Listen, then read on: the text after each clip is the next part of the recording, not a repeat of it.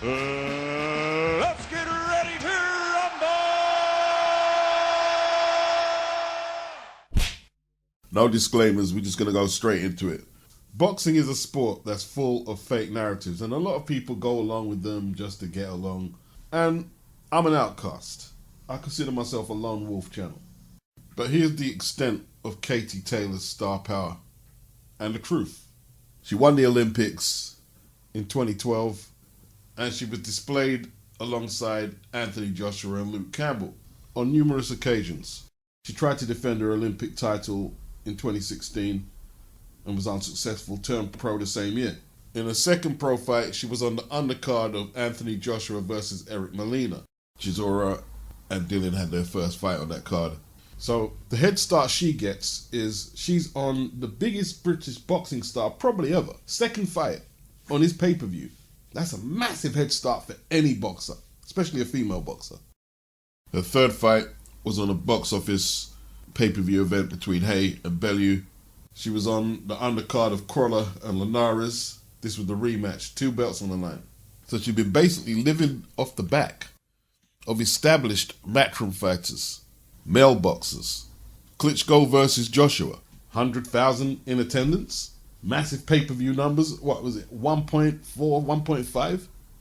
She made a trip to America. She was on the undercard of Garcia versus Broner. Principality Stadium, Wales, big pay-per-view card, big stadium fight. Anthony Joshua versus Carlos Takam. All of this is in her first 7 fights. When she's on a card with no big names, you know, the likes of Martin Ward, Jake Ball, Josh Kelly, Ted Cheeseman, she's at the York Hall. She fought Jessica McCaskill at the York Hall, which is barely over a 1,000 capacity arena. A fight that looked close to me, yeah?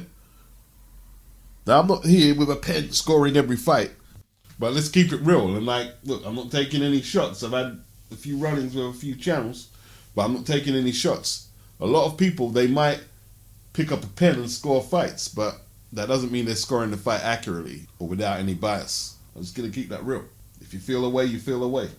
Barclays Center, undercard of a Danny Jacobs title defense against the Polish guy, Selecki.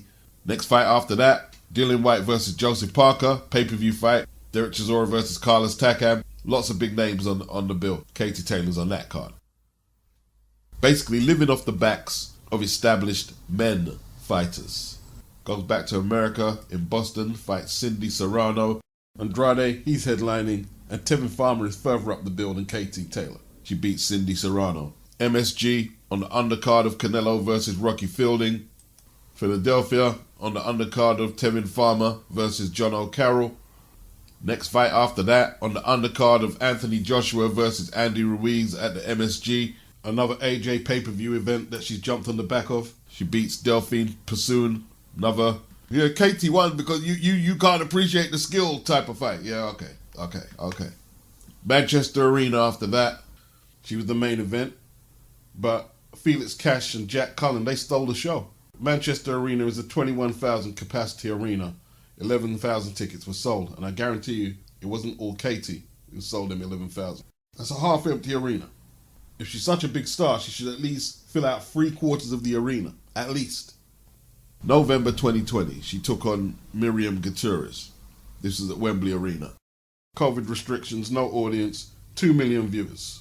2 million viewers watched.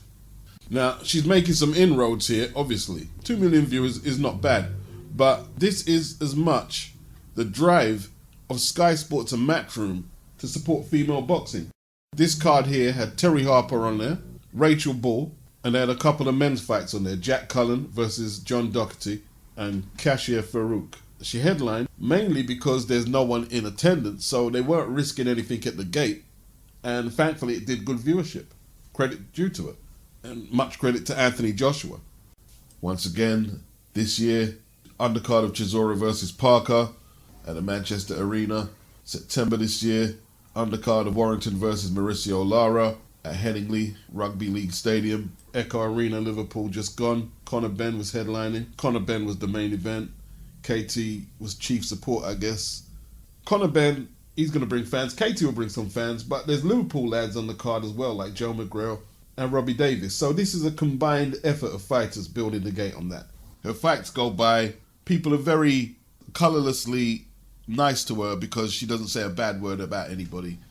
Early on, I did see some good performances, and you know, I was liking what I was seeing, but for the most part, her and Dimitri Bivol have been no value to DAZN at all. And look, you know, you can go in with all your sophisticated, educated, Beats doesn't know boxing, and I'm this pugilist, study of pugilism that Beats can never be. Yeah, all right, cool. Do I think you're full of it? Yeah, but it doesn't matter. I'm not here to make friends, and I'm certainly not here to make pretend friends.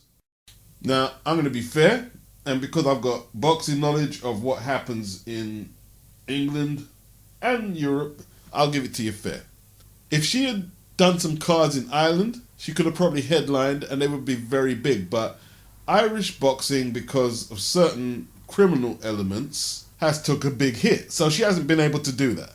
And she does have a bigger profile than the average female boxer. Of course she does. Look, when I go in the supermarket and I see this woman with her boyfriend and she's saying, oh, I'm really into this women's boxing because of Katie Taylor and all that.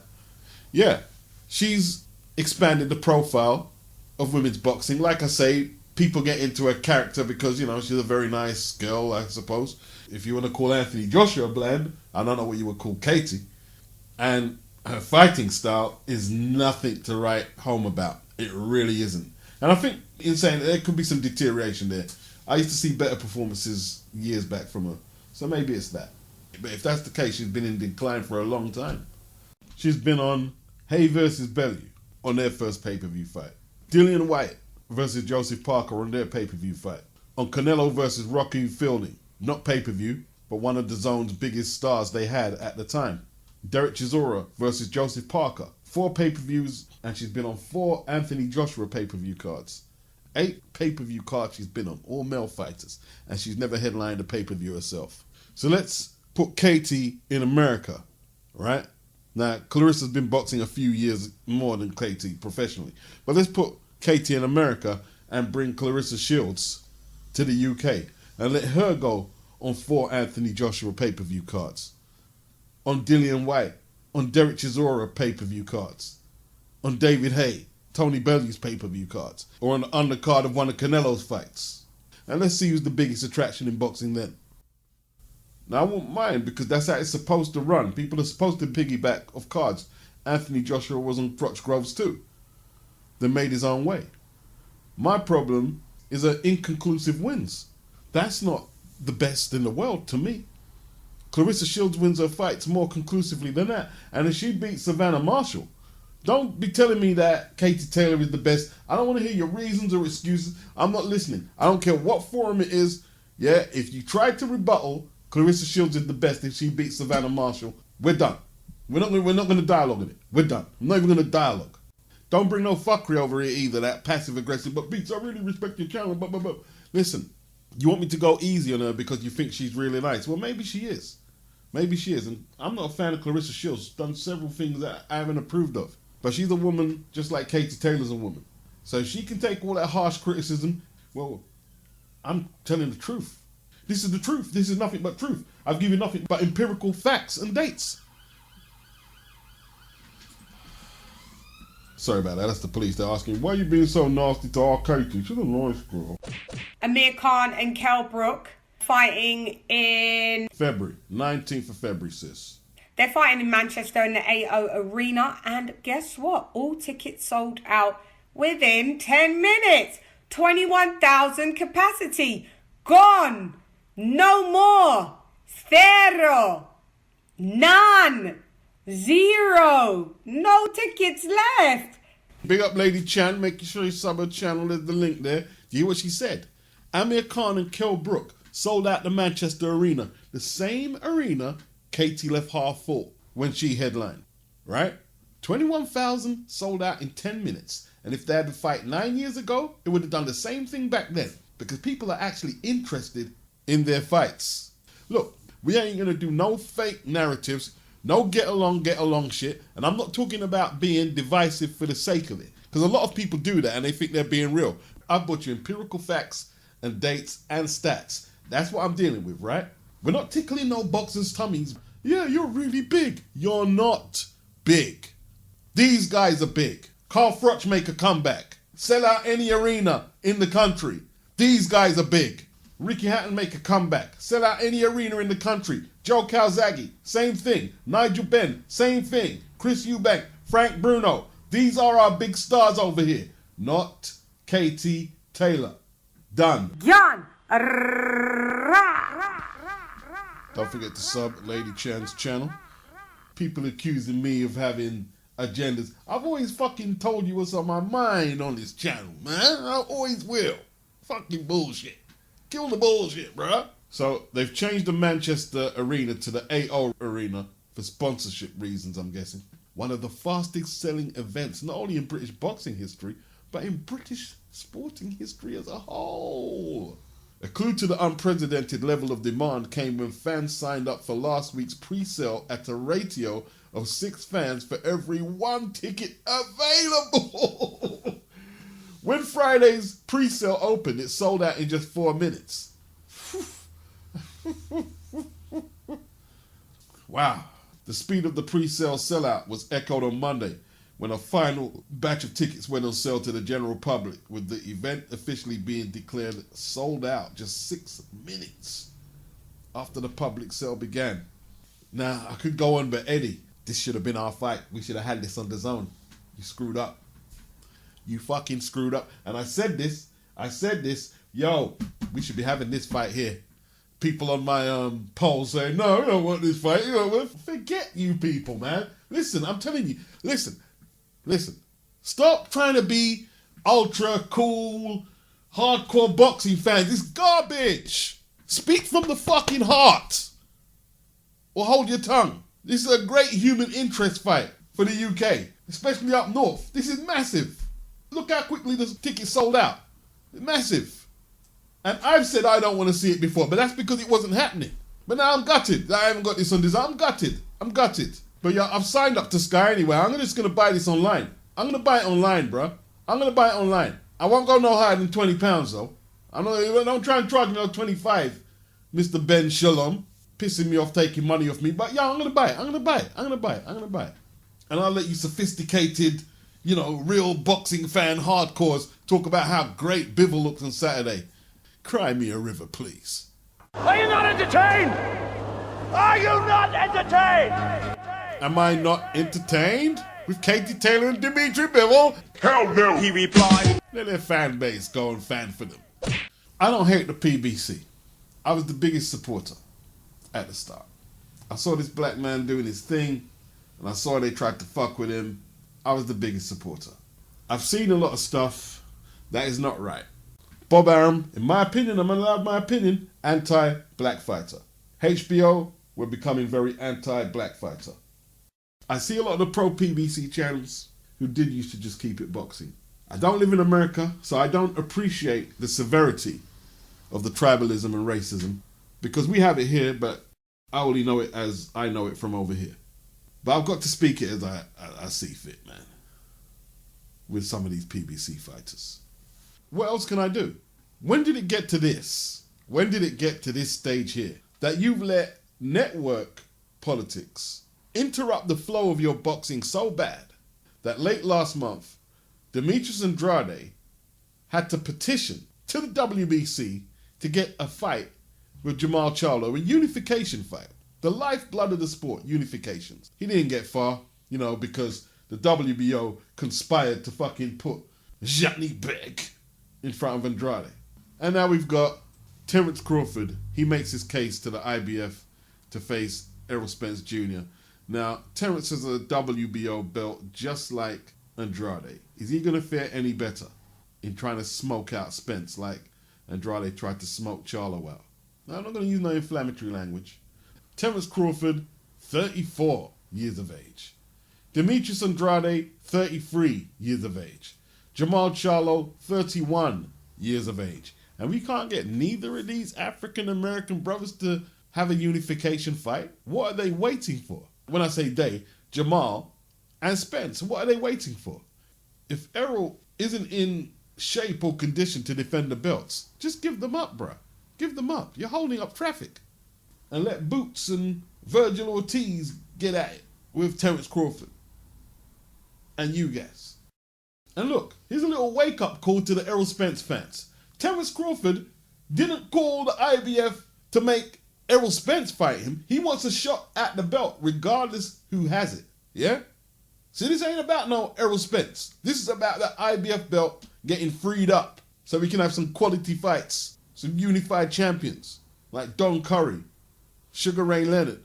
I want to see them great shows that we used to see in America. Unifications, Trinidad, Oscar, Simon Brown, Morris Blocker. You've got the hardware there. There's nothing there to stop it except the willingness to fucking get in the ring and do it. The likes of Charlo and Spence, they've got so many fanboys who try and fucking play promoter from the sidelines. And they're giving these guys the confidence not to act like boxers and make it look cool. Or try and make it look cool. It's not cool, man. Go in the boardroom and negotiate your purse. Old school style. Sugar Ray Robinson style. Crawford just terrorizing Errol Spence. Where are you, Errol? You're looking for the big fish on the beach. You're like, this guy is just not responding. Give up the belts if you don't want to fight. If you don't want to fight the best at this level here, it's time to give the belts up. You do a podcast with Ryan Garcia. Do little jingles like, hell no, we won't fight. We won't fight. I'm looking at the two cash cows turned promoters right now. Oscar and Floyd. Oscar's got Golden Boy. Floyd's got TMT. Floyd's got about 24 fighters or so. Oscar maybe about 30 plus or whatever it is. The thing is though, is like, I would probably gamble and say Oscar puts on more cards than Mayweather does. And the PBC have been keeping a lot of the fighters inactive. And I'm wondering, is there too much pressure on Tank? Like, unless Floyd and Ellaby are really just extremely cautious people, why isn't he in no career-defining fights? You know, if you can't put the offers up, let him go on Top Rank or DAZN and make the fights. Is there too much pressure on Tank to be the savior of the company? Perhaps if they had a few more irons in the fire, they could take some more chances with Tank. But are Leonard and Floyd just putting too much focus and pressure on Tank to be this big superstar? They're not letting him express himself. And I'm not saying necessarily throw him in there with some fight that he's got a good chance of losing. It just seems very intense. You know, I want to hear Tank target an elite opponent from out of his own mouth. And then you go and put the fight together. That's the natural and organic way it should be happening. Like the damage control they're having to do on his pay-per-view numbers from the Isaac Cruz fight. And it's obvious it hasn't done very well. They haven't released any official numbers, but what are official numbers? Everybody seems to be fudging numbers these days. Everybody. Mike Coppinger, sources, he hasn't gave us nothing yet. Leonard and Floyd always seem to be talking for Tank, and they're his promoters, and that's what they pay him to do. But it's all good and well, guys like Eddie appearing at times to be the star of the show, but he's putting on cards and he's making offers for fights. These guys are just talking and talking, and the actual process of making good fights is just stagnant. You know, you don't have the in-house fights to keep him relevant. You don't have them. So what's the next scheme? Try to get Rolly out of his misdemeanors somehow and make this the next big fight? Give me a break. TMT is allocated a different budget from the PBC. That's what it seems to me, right? Because at 147, they was able to keep Crawford out for what? Over 3 years? Spence, Garcia, Thurman, Porter. Yeah, you could easily lock somebody out. You can't do that at 135 at TMT. You just haven't got the other fighters there. Like Golden Boy, I don't know if Ryan intends to fight. They've been cautious with him. They have been cautious. They've also been cautious with Jaime, not letting him fight Demetrius Andrade. I think they withdrew him from the Triple G fight, didn't they? When he was lined up to fight him. And it was probably the right thing at the time. There's a lot of talk of Virgil Ortiz, him himself saying he's ready to fight Crawford now, but I don't think Oscar and Eric Gomez really want to do that yet. They want to season him up more before they pitch him in with Crawford. Like, what kind of person are you going to get battered by Crawford? Which is the most likely outcome. So it's all talk, in my opinion. I was listening to Blood Boxing and he was saying that the walls are closing in on Errol Spence. And he has a point, you know, like Virgil Ortiz is now the #1 ranked contender to Errol Spence's WBC belt. He's also in position at number 2 after Stanios has his mandatory shot in the quote-unquote tournament against Ugas. And obviously you have Jaron Ennis at number 3 for Spence's IBF belt. So these guys are closing in. And I have a feeling that Golden Boy might target that WBC shot at Errol Spence rather than Terence Crawford. Because they're not stupid. You know, apart from Spence's extreme fans, most boxing people are going to take the Spence fight over the Crawford fight because it's more winnable. Crawford is a lot better than him now. Spencer's drunk, he's 8, crashed his cars, and Crawford is, in my opinion, a better fighter now. So yeah, they're all going to be gunning for Errol Spence, and there's only so much the sanctioning bodies and Al Heyman can do to protect him. Yeah? They've got Ugas out the way with Stanios and who's the other guy, Buteyev. They've got him out the way. They have no interest in the Crawford fight, none at all. So mandatories is the only way, and perhaps this is what Terence is looking at. He's saying, hold on, wait there. Virgil Ortiz is probably going to go after Errol Spence. He ain't even going to come after me. Let me try and get him before Virgil Ortiz. I see Abdul Kakorov get knocked off by Colby Crowley. Yeah, he was ranked number 1 for Spence's IBF belt. But my guy just took it to him very aggressively behind that southpaw stance, got off the floor, and it was a good win. So Kakorov, he's out of the picture for now. Caleb Plant dropping some ebonics that will leave black people scratching their head. If you don't go run some shit up for the fam, who will? Question mark. Maybe he ain't recovered from the Canelo beating yet, man. I don't know. I don't get what he's trying to say there. And we're going to wrap up with Josh Taylor. Michael Benson. Josh Taylor reacts after not being nominated for the 2021 BBC Sports Personality of the Year award. So Josh tweeted, May 22nd, 2021. First person in the UK to become undisputed world boxing champion in the 4-belt era and hold all the championship belts. Shove your Sports Personality of the Year award right up the Okay, so Josh obviously not too happy. Well, you got to start with signing with Top Rank. They got no regard for British boxing. Bob Arum didn't even try to get a credible broadcaster for the Ramirez fight. The fight was horribly promoted, even in America. And the truth is, the BBC really don't have no love for boxing like that. Anyway, so there you go.